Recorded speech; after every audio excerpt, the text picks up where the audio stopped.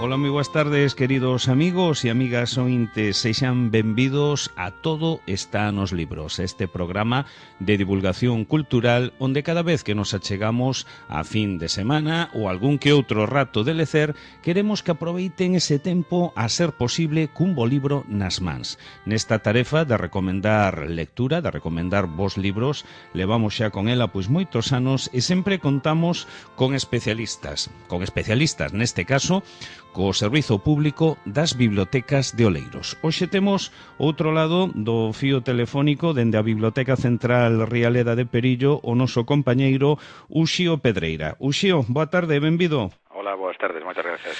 Bueno, como sempre, comezamos pois con iso, cos máis novos da casa. A ver se somos quen de plantar esa semente do bo hábito de ler. Que hoxe por onde van ir as recomendacións? O público infantil ou xuvenil? Bueno, pois mira, hoxe imos co público infantil. Moi ben. Traemos o que xa é un clásico. Baseado nunha canción popular inglesa, pois traemos un título publicado por Calandracas que se titula Imos cazar un oso, ¿no? A versión é de Michael Rosen e está ilustrado por Helen Osenbury. Bueno, pues xa dicía que era unha coñecida canción infantil inglesa que se utiliza moito para actividades ao aire libre, e aquí está narrada con versos que son simpáticos e con as ilustracións de Helen Osenbury que a verdade que son estupendas, ¿no? Son ilustracións que comenzan sendo a dobre páxina, é un libro relativamente grande de 20 e tantos centímetros por 30, e pouco a pouco desenvolvendo a historia, pois vanse volvendo máis pequenas, ¿no? E bueno, pois acaba pois como unha especie de formato de banda deseñada, e bueno, todo o libro é unha xoia, ¿no? É un destos libros que tanto pola historia que conta como pola cuestión estética, pois a verdade que é estupendo, ¿no? Simplemente apuntar que Helen Osenbury, que é unha autora e ilustradora tamén de unha chea de textos, sobre todo para nenos, despois o autor que traemos hoxe que fai esta versión, pois é un dos mellores poetas en lingua inglesa, traballa tamén moito a literatura infantil, colaborador da BBC, premiado en varias ocasións e tamén profesor tamén de literatura infantil. Así que é unha acción interesante, xa digo, publicada por Calandraca, e a verdade é que sempre está ben traela hoxe aquí. Imos cazar un oso. En que biblioteca temos este libro? Pois témolo en Rialeda e Santa Cruz. Rialeda e Santa Cruz, perfecto. E agora toca o turno o noso público adulto. A eles e a elas que lles podemos recomendar? Pois mira, hoxe traemos un libro distinto, así como no caso infantil acabo de citar o que xa é un clásico, por así decirlo. Aquí traemos un ensayo de Sergio del Molino que se titula La España vacía, viaje por un país que nunca fue. É un destos libros que, digamos que é minoritario, ¿no? Polo contido, e a vez saise do habitual, porque é un libro como moi particular. Está publicado por Turner, e a verdade é que é un ensayo, é unha reflexión sobre o campo e a cidade, a dicotomía que hai entre as dúas realidades na España mesmo actual, ¿no? Retrotraese tamén varios séculos para contextualizar como está a día de hoxe, sabendo, por exemplo, que España é un dos estados máis grandes de Europa e ten moi pouca poboación, ten unha densidade baixa. Nos últimos decenios, pois gran parte da poboación rural marchou, ¿no? Hai zonas de España que están prácticamente deshabitadas, e é un fenómeno que se dá en gran medida despois da Guerra Civil, ¿no? Houve unha alteración a nivel económico da estrutura tamén social, e, bueno, pues gran parte do interior de España marchou, por así decirlo. Entón hai povos que están habitados únicamente por vellos. Entón o libro ten, como ia decir eu, como moitas lateralidades, ¿no? Fala, por exemplo, do cine. Aquí comenta unha película que se titulou Surcos, que era unha película feita por cineastas falanxistas que xa denunciaban o abandono do campo, ¿no? Despois fala por exemplo, de Cans de Palla, un un clásico tamén do cine de Sam Peckinpah, falando, digamos, da cuestión social e da violencia que hai a veces en poboacións pequenas. Hai exemplos que trae Sergio del Molino na literatura española que falan desta dicotomía campo-cidade, pois o caso de Azorín ou o caso, por exemplo, de Valle Inclán, que era un home que tiña mesmo veleidades carlistas, moitas veces xa no plano estético, conectando o carlismo tamén con esta defensa do mundo rural. Segue a citar a textos, por exemplo, de Delibes, Cela, de autores mesmo que están vivos hoxe, como Llamazares ou como Antonio Muñoz Molina, películas no seu día de José Luis Cuerda, como Amanece que nos poco, ou El bosque animado, películas dos anos 90, 80 e tantos, ou algún programa de televisión que foi moi famoso como Un país en la mochila, de José Antonio Labordeta, que estivo emitíndose 5 anos, e foi un programa que puido poñer en evidencia determinadas realidades, e a vez que co estilo propio de Labordeta, pois que nos introducía en moitísimas casas, pois que dun mundo, digamos, que xa ia a camiño de morrer. Retrotraéndonos tamén, por exemplo, teño aquí unhas notas pois sobre a película Las Urdes, de Luis Buñuel, ¿no?, que durante décadas pois non se puido ver en España. Estuvo prohibida. Efectivamente. Unha película que a día de hoxe sigue sendo un documento de culto, ¿no?, e a veces sociolóxicamente un documento de primeira orde.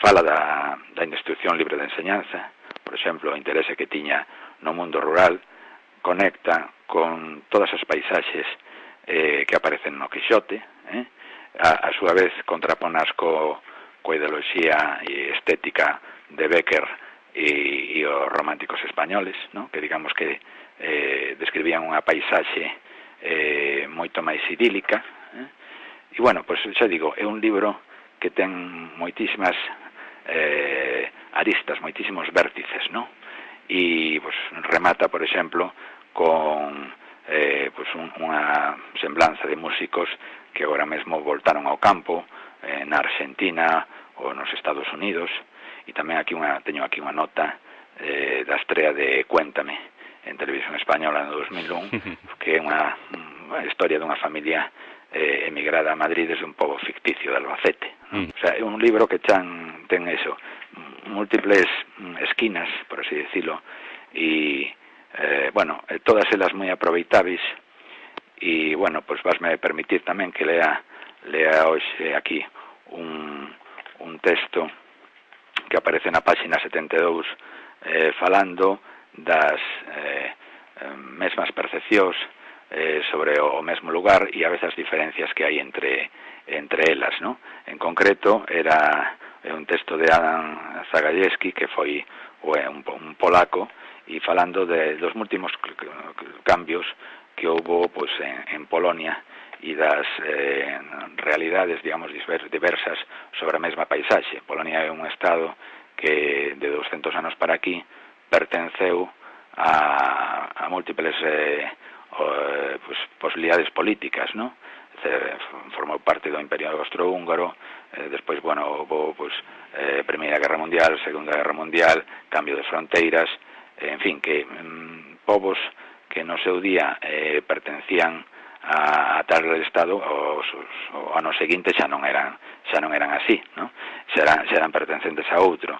E entón, por exemplo, o texto este di: así pues, recorría las calles de Gliwice con mi abuelo, porque era suyo el paso que yo trataba de igualar más a menudo, pero de hecho cada uno paseaba por una ciudad distinta. Yo era un rapazuelo juicioso que tenía una memoria pequeña como una avellana y estaba convencido de que, caminando por las calles de Gliwice, entre edificios modernistas prusianos, adornados con pesadas cariátides de granito, me hallaba donde me hallaba.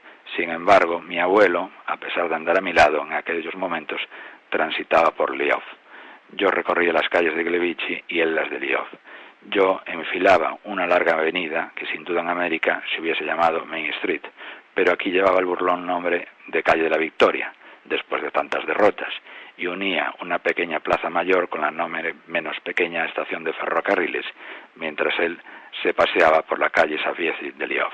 Después de cambiar de aires nos adentramos en el parque de Shoreby, pero él naturalmente se encontraba en el jardín de los jesuitas de Lioz. Ser que o que temos dito tantas veces, a toponimia, por exemplo, é algo que impoñen os vencedores. Entón, claro, o avó, que xa vivira moito máis que o neto, pois tiña unha percepción distinta do mesmo lugar, non? Claro. Entón, pois, bueno, traio aquí un texto porque creo que é bastante ilustrativo do que acabo de dicer, non?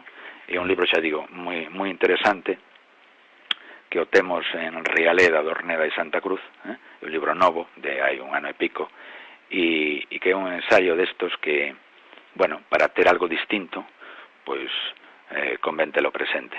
É un libro que xa aquí en Rialeda, polo que estou vendo, pois xa se prestou unha dúcia de veces, o sea que ten o seu enganche, sendo un xénero minoritario, ¿no? Pero que bueno, que está interesando moito. Pois iso son as recomendacións de hoxe. Ademais, as actividades nas bibliotecas siguen aí a tope. Creo que hoxe temos un bebecontos na Biblioteca de Mera. Tamén vai a exposición de Calendraca para lo. E para a semana, como andamos? Pois mira, centrándonos no de Mera, de hoxe a 6:30, para vos, hai prazas na Biblioteca de Mera, o sea que calquer interesado pode chamar ali pola tarde para apuntarse. Tamén se inaugura, como xa dixeches, a Expo de Libros para Soñar de Calandraca, e teño aquí, por exemplo, seguindo o luns 23, Elefante Elegante en Dorneda, o mércores 25, Chus Álvarez en Santa Cruz, o xoves 26 temos un obradoiro de inclusión social aquí en Rialeda, de 8 a 12 anos, e o venres 27 vai estar Charo Pita en Nos. Para todas elas hai prazas nas distintas bibliotecas. Tamén seguimos tamén coas campañas de animación a lectura. Por exemplo, a semana que ven aquí en Rialeda temos o Trinque Trinque, a Ramiro Neira e a Miguel Cubas, ¿no? Que é un ilustrador. E despois en Santa Cruz van estar Pablísimo e Manel Cráneo tamén cun obradoiro de ilustración. Tamén temos aquí, como xa digo, para celebrar o Día do Libro no 2018, pois unha campaña da Deputación, que se titula Libros para sermos libres, ¿no?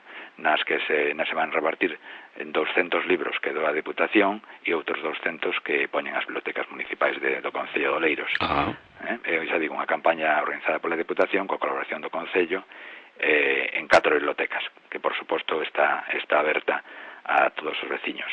E vai ser unha campaña que, bueno, fundamentalmente un reparto de libros que se vai celebrar o día 20 a 6:30 da tarde na Biblioteca de Mera, o día 23 tamén a 6:30 da tarde na Biblioteca de Dorneda, o 24 e 25 a 5:30 da tarde na Biblioteca Central en Perillo, na de Rialeda, e o 25 a 6:30 da tarde na Biblioteca de Santa Cruz.